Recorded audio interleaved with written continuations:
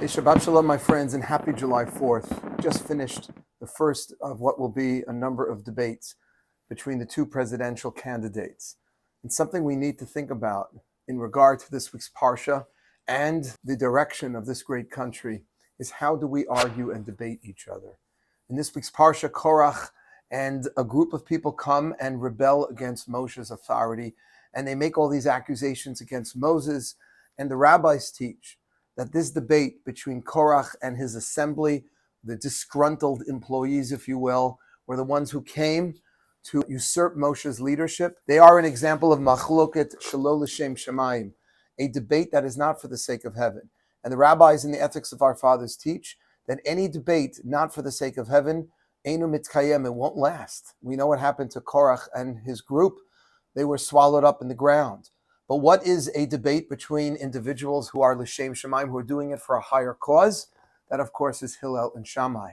Hillel and Shammai, who were great adversaries, were also great friends. The Talmud says that their sons and their daughters married with each other, even though they vehemently disagreed over very key aspects of Jewish tradition, teaching us an important lesson.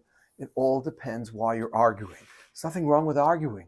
Debate and dialogue between opposing forces is the way that the truth emerges, right? If someone is accused of a crime, how do you know if the person did it or not? You have to have a prosecution and a defense. And out of that tension comes a greater and higher truth.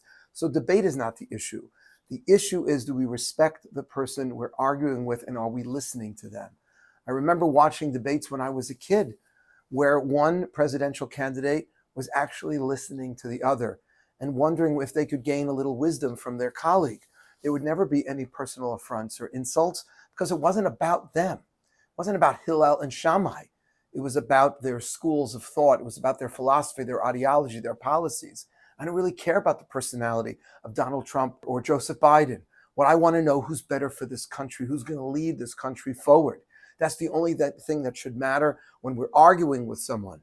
So the next time you get into an argument with someone, check your ego at the door and ask yourself one vital question.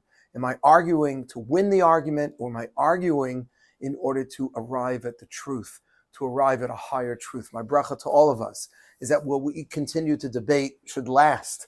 Remember, the debate of Korach and his elders, they're gone. The debate of Hillel and Shammai continues to be studied thousands of years later because they debated and disagreed with each other, l'shem shamayim, for the sake of heaven. Shabbat Shalom.